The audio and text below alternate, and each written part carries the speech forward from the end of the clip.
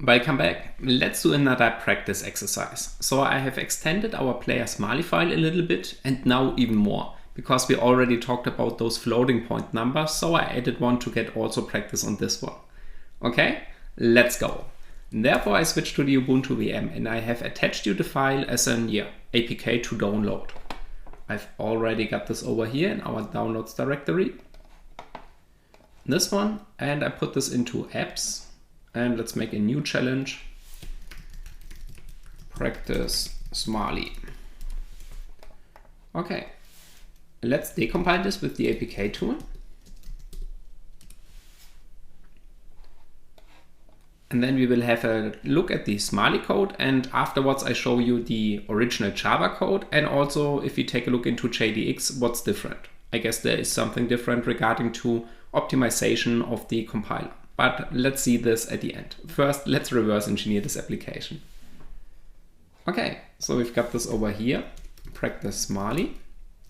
I'm opening this whole directory once again within Visual Studio Code. There we go. And here we have our player.smali. We change to Java and we keep clicking these annoying pop-ups. And here we go. I'm going to make a screenshot of this, put it on my graphic tablet, and then we will analyze it there. So I see you in a few seconds. All right, here we've got this file right now, and you can see this file is massive. But we do this step by step, and we go through this each instruction after each other. We also include what we've learned in the last video. Therefore, we do not dive into a method over here. We start at the beginning of this file. And by going through this file, we will reconstruct the Java source code out of the Smali code over here. Therefore, let's go. What do we have here? We've got our class public, and then we've got this capital L, which means we've got a class reference. This reference ends at the semicolon over here, which means we've got a class named player. Let's write this down. Class player. Alright, then we've got the superclass over here. The superclass is Java-lang object. This means our player class is a subclass from Java-lang object, but we are not extending a certain special class over here. This means we are already at the end regarding to the class definition. I guess I wait with the end because we might scroll down a little bit. Alright. So we also get this one, and this one is simply just the name player.java of the file. So this was the header, not that hard. All right? Okay, then let me choose a different color and we make our way through this one. We've got our hashtag over here, which means we've got a new separator. In this case, static fields. So now we've got our static fields for this class. And we only have one static field because here at the end, we already have a new separator regarding to the instance fields. Okay, let's see what static field we've got. We've got public static lives. This is the label. So our static field is lives, and lives is from type integer. Okay, we can simply write this down exactly the same way. So we write this down as public static int, and then we have lives.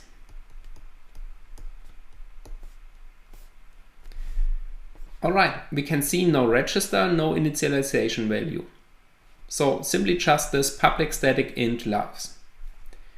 Okay, next, let's have a look over here. Here we have now our instance fields. And we've got two instance fields. One is power and one is shield. Power is from type integer and shield is from type? Correct, Boolean. Also, let's add these information. So we've got int power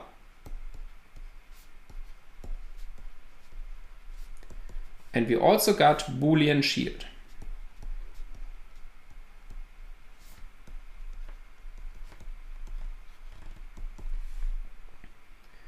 All right, then we get to this one. These are all our instance fields. Next, we've got the direct methods, which means we've got constructors and private methods. In this case, we skip this because This constructor contains some object references and we didn't talk about this one yet. We will learn this in a few sections, but for now let's skip this because I guess we still got lots of stuff to do, okay? So these are our private methods. We do not have a private method. We only have this constructor, but we skip this. Okay, then I need to scroll down a little bit. Let's do it this way that we can still see our instance fields and yeah, therefore we just add our code now underneath. Okay, what do we have right here? We've got now our virtual methods, which means we've got now our public methods. Our public method is named addPower. So we've got a public method addPower. addPower. This method addPower has now 3 parameters. New color, this one. We've got 1, 2, 3, all from the type integer. Okay, but now let's stick to the register labels. So in this case, we are using P1, P2, and P3. We know our P0 is reference for this object. Therefore, our parameters start with P1. And by keeping or sticking to the register labels, we do not have to look things up in the code. Therefore, we can execute each line after each other like the CPU does. Regarding to the parameters, yeah, of course, we already got them here. But regarding to the local variables or local registers, we would have to look them up if we want to address those labels immediately. And this is something we do not want to do. My approach when I do my Smali reverse engineering is I go through this each line after each other. And yeah, let's try this out here. All right, so we've got 3 parameters, all type integer. So our first one is int p1. Next one is int p2. And then we've got int p3. Okay, and we can also see this one over here. We've got the return type from type D. Do you still know what this capital D is? Correct, it's double. So we are returning a double value here. All right, we already got our function definition over here based on 1 line of Smali. Isn't this amazing? It absolutely is. All right, now we've got this locals 5. And this is exactly what I was talking about. In our case right now, we just take as node, we've got 5 local registers. 5 local regs. Which means we've got register from V0, V1, V2, V3, and also V4, because we start counting with V0. We do not do this in the parameter tabs because P0 is a special register reserved for the this object. All right, so we got this line also. We also got these, and yeah, if we want to, we can address those labels here. So we can say P1 is A, P2 is B, and P3 is factor B, and this one here is factor. Okay, let's do it in this way.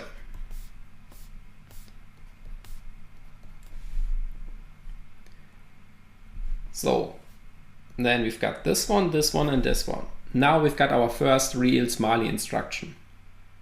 Yes, I would call this way. So we've got const /for v0 0x0. Do you still know what this instruction does? So this instruction stores the value 0 into v0. But it only stores 4 bits of this value in v0. In our case, it doesn't matter because 4 bits of 0, 1, 2, 3, 4 is still equal 0. But we are limited to 4 bits. In this case, we cannot store a value, for example, like 20 in this way. We would have to adjust this const over here, this /4, to something like const /16 or remove this part 4 if you want to override or patch this application, this instruction here. Okay? All right, for now, let's get rid of this one. So there we go. And we simply write this down. What does instruction do? We've got v0 is now equals 0. Okay, Next one, we've got this over here. And here we can see the register, this V0, is now being addressed as a variable. And this variable is named sum, and it's from type integer. Okay, we make this node over here. So we've got a sum, let me clean this up real quick. So, all right. So we've got sum from type integer. So we've got int sum, and sum is equals 0 based on this instruction before, this one over here. All right, and by doing this, we do not have to look this up first. So we go through this each instruction after each other. Slowly progress through the Smali method over here. Okay, and this is the approach I like to do. So go through this instruction after each other. And therefore we stick to those registers over here. And we take notes of the Java code on the right. All right. Next, we've got this const dash white v1. Then we've got this really strange looking value, but we also got this hint over here. So we do not know what const dash white does. And this is something we have to look this up. Regarding to the first section, we know this value gets stored in v1. This value gets stored in v1 over here, in this register. And this value is represented by this strange hex representation. This is a floating point number, and therefore, we have our signed bit, we have our mantisse, and we have our exponent. We do not care about this because we've got the value right here. But what does const dash white do? Because this is important that we look up instruction where we are not sure what they are doing. This might affect our result in this register later on. So let's have a look. Therefore we go into our Ubuntu VM. And I really hope you have bookmarked your Dalvik opcodes page. So let's see, const dash white. And put the integer constant into Vx and Vx plus 1 registers, expanding the integer constants into a long constant. All right. What this does is, let me check something quick. Okay, we have to take care. Let's see. We've got this lit 16. In our case, we've got a const value. Let's see. Do we have other const byte instruction? No, okay. So let's get back. And yes, okay. It's within the description. There we get this crystal clear. So we've got const dash white v2, and then we've got our long variable over here, or our double variable in our case. And here we can see we are putting 64 bits into Vx, because otherwise we would have this dash 32 declaration at our instruction over there. Okay, so now we know we are definitely putting 64 bits into our register Vx. In this case, it's v1. There we go. All right. So let me clear this up a little bit. So, okay. So we can make this as a node. 64-bit, at least this value here, into our register v1. Okay, let's write this down. v1 is equals 2.3, and we do not care about this one over here. And okay, yeah, that's all we know for this instruction over here. And the next one, we can now see, okay, we've got v1, and v1 is now also a variable named bias, and it's from type double. So we've got a double bias, and this one is 2.3. So we also got these two. Then we've got our add_int instruction over here. Add_int. And what add_int does is it takes p1, adds it to p2, and stores the result into v3. So we've got a v3 is equals p1 plus p2. And here we can see we haven't used v3 yet. Therefore, let's keep this open for now. Next, we can see v3 is still not referenced as a variable. but we do not care about this because we go through this code each instruction after each other. Therefore, if v3 is never being assigned to a variable, we do not care. We are just interested in the value or the command over here, what this instruction does. And in this case, we know we are adding a plus b and store this into v3 in this register. And this is why I like keeping the approach or sticking to those register values. You do not have to bother about, oh, does it now become a variable or not? Might it be? Might it not be? Who knows? We don't care, okay? So let's scroll down a little bit and move on in the code. What we've got here, we've got now mal-int, and yeah, this instruction is new. It's pretty clear what this instruction do, but anyway, let's look it up, because then we can be sure and we do not make dumb mistakes where we have assumed that this instruction is doing the following thing and at the end it does something else, something different. Okay, so let's look this up real quick. I mean, it's super fast. Okay, if you have your to type your password, it takes a little bit longer, but it's still super fast. So we're looking for multiply int. This one over here. Multiplies, we set with wy and puts the result into vx. Oh, I think I have encountered something. Yes, this one over here seems to be a mistake. This seems to be a typo. I would assume this might be vy. But nevertheless, this website is amazing. Okay, let's write this down. So we've got vx equals, then we've got vy multiplied by vz. Regarding to a multiplication, I guess regarding to the arithmetic operation, yes, it doesn't make a difference if we multiply this with this or vice versa. So if we swap those parameters, this doesn't really matter. But I'm pretty sure it should be in this order.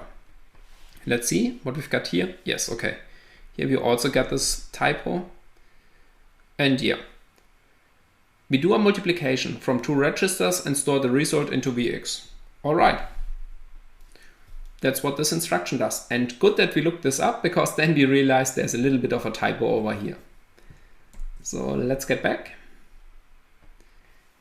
Okay, we are multiplying v3 with p3 and we store this result back in v3. Let's write this down. So I'm gonna make a slight note where we are in this code over here.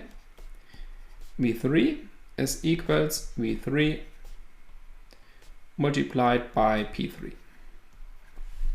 We can now also do some fancy math and replace v3 over here with this, but yeah, let's do not do this. So we do this each instruction after each other and we execute and insert our values later on in the exact same way, okay? So please do not try some math operations and yeah, get rid of parameters or values. All right. So next, what do we have? We've got end local v0. This is interesting. I guess I also didn't recognize this variable in this way right now, but this seems to be the end of v0. So we are not using v0 at this point anymore. Nice. And for me also super interesting. What's also nice, we can see this register v3 gets now reused. We get now v3 aligned to sum. Super interesting. And we also see this integer type over here. So of course we do still have our int sum, but now our v3 is going to be referenced with sum.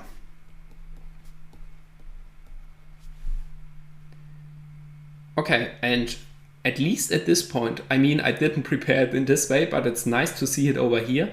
But at least at this point, I would be super confused if we stick to those variable names over here. Regarding to the registers, I mean, we do not care. We move on with our code and yeah, we really do not care about if this v3 is now sum or v0 is sum. We're just interested in the values these register holds. And therefore, I really like this approach regarding to sticking to those registers even more. Okay, so let's move on and let's see what we've got. Next, we are adding int lit8. So we know this is 8-bit. And we are adding v3. Nice. We are adding v3 with -1, and we store the result back in v3. So what we've got here is we are not adding two values, we are subtracting values. And I'm not sure why the compiler has chosen this instruction, because there's also an subtract int, I guess. Let's look this up. Yeah, it's just above this instruction over here, subint, calculates vy minus vz. So this might be regarding to compiler optimization. The compiler or the program might be faster if it adds -1 instead of using the sub instruction. Super ridiculous, but okay, this is what the compiler does. It's funny to see this in this way. All right, so let's write this down. v3 is now v3. We can write this as plus -1. And now we have our fancy math operation here. But for me, this is a little bit confusing, so let's do this in a different way. Let's write this as it is. All right. Okay, next we've got a new instruction. Ooh, what might this be? No one knows, I guess. So we've got div-int p1, v3, p2. So you see, with those registers, it's now getting a little bit, let's say, complicated or confusing. But if we insert our values afterwards and go through this step by step, you will see it's not that hard to execute this code afterwards on our paper. So let's see this instruction first.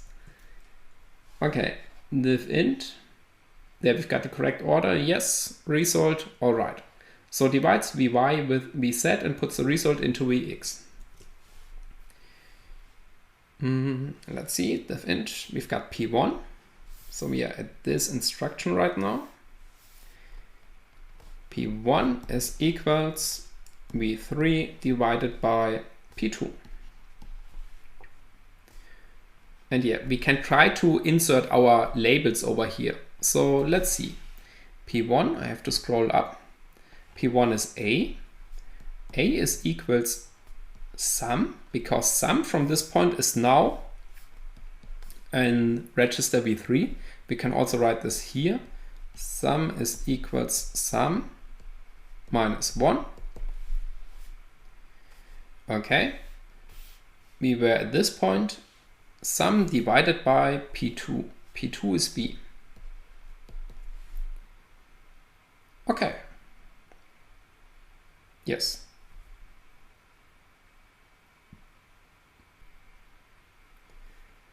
All right, next we've got this instruction, XOR-int. XOR, let's look this up. XOR-int. And here we can see we've got this to address. We are not looking for this one. We are looking for this one. And let's get rid of this. Calculates vy XOR with vz and puts the result into vx. Okay. So we've got v0.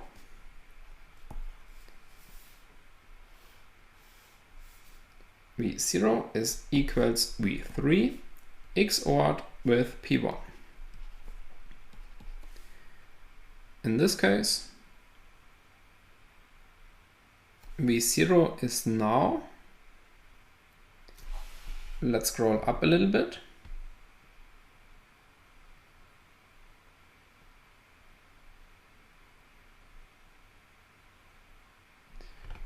Also interesting.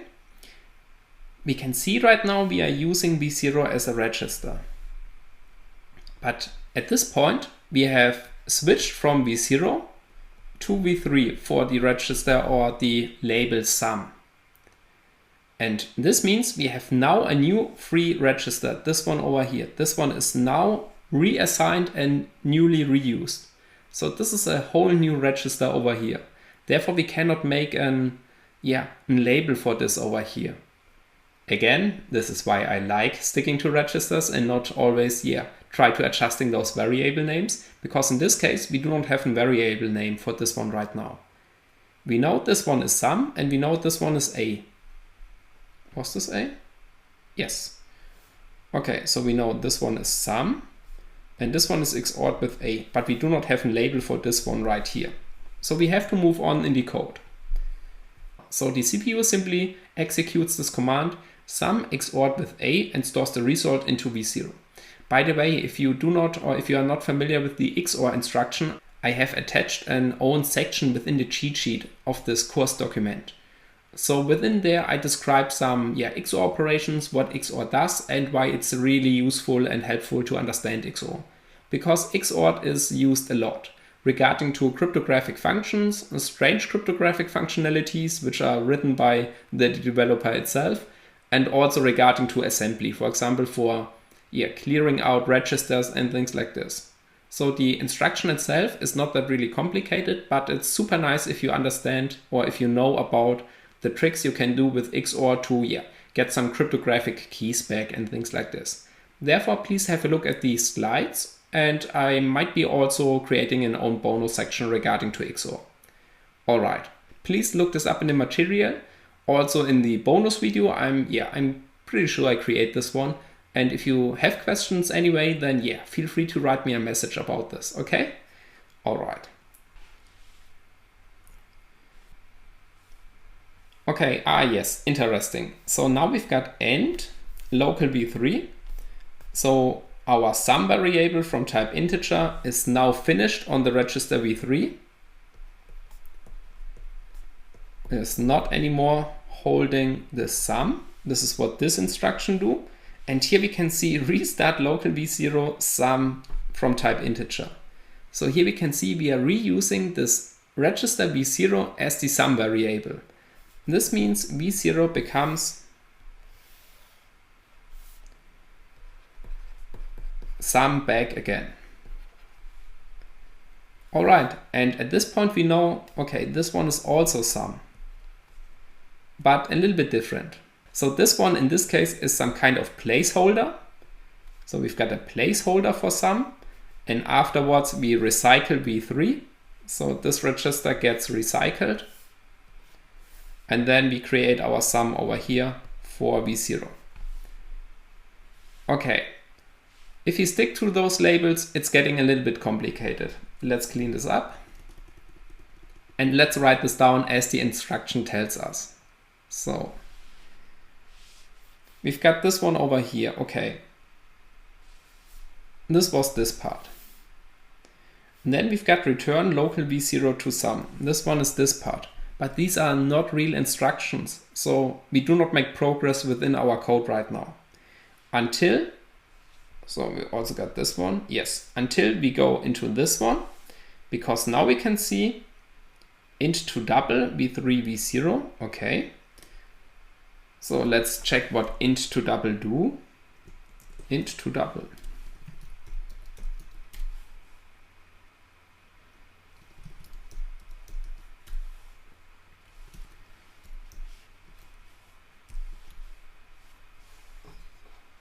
Converts the integer in vy into the double in vx and vx plus 1. And this vx plus 1, by the way, this means if the value doesn't fit into one register, we are using two. So let's say we are using v3, then this will be v3, this vx. So v3 is vx, or vice versa, let's say it different, vx is v3. And then we are also using vx plus 1, which means we are also using v4, the register. And I guess you can find this, let's see, in the description. Yes, here you can see this plus 1 means we are using two registers to store this value. For example, if we have a larger value which is going into a smaller register, then we split this value up into two registers, for example. Okay. So what do we have right here? Our instruction says we are converting v3 to v0. Sorry, I have to look this up once again. Converts the integer in vy. So this one is the integer to a double. Okay. So this one is the integer, and this one is the double afterwards. Yes, this makes sense. Okay. And let's try to write this down. This is a little bit hard. Let's see. So this one is int and this one is double.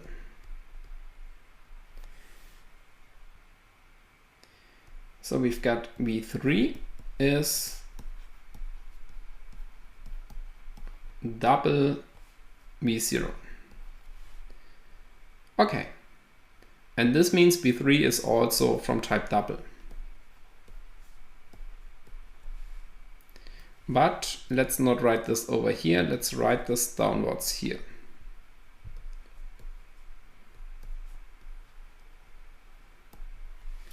Okay, so this should be, this should be fitting. All right, and then we've got this return byte v3. Let's see if we also find this instruction over here. Return dash byte. Return with double or long result in and so on. Okay, so we are returning v0 and v1 in this register, in these registers, and this is just the return of a double or a long value. So we are returning v3 over here. All right, and this is our code. If we get back on this, so this is the method add power. This is what add power does. And we can now simply insert some values over here. And then we can go through this code over here and check what's the result at this point. Let's see, maybe we do this. Yes, we make this or we do this for the next section. And there I also show you then the Java code. We execute this method with the values we are inserting right here. And then we have a look at the Java code. What the Java code puts as a result out of this function and also what we got out of this function. And yeah, let's take some values already that you can start practicing if you want to. As values, let's see. We take for a 1, 3, 3, 7. Yes, these are our values we are inserting or which we are using to call this method. 1337. 1337. Yes. Let me get rid of this pink. So let's write this once again. 1337. I hope it's working in this way because I didn't check the code regarding to overflows or things like this, but I'm not sure what we are doing with B. So B is P2. Let's check this code really quick. We've got P2 over here. We are dividing, okay. So therefore, if B would be 0, this would be bad because we cannot divide by 0. Yes, but the rest looks fine. Okay. Yeah, so this seems to be a nice exercise. And before we do this, let's step back a little bit, take a look at the picture and yeah, see what we've done. We have reversed a more complex Java code based on Smali. So we reconstructed the Java code out of this. And this is pretty amazing in my opinion, because we already start learning Smali and we can already resolve complexer method names or method tasks over here. So in my opinion, I'm super impressed where we are at this moment right now.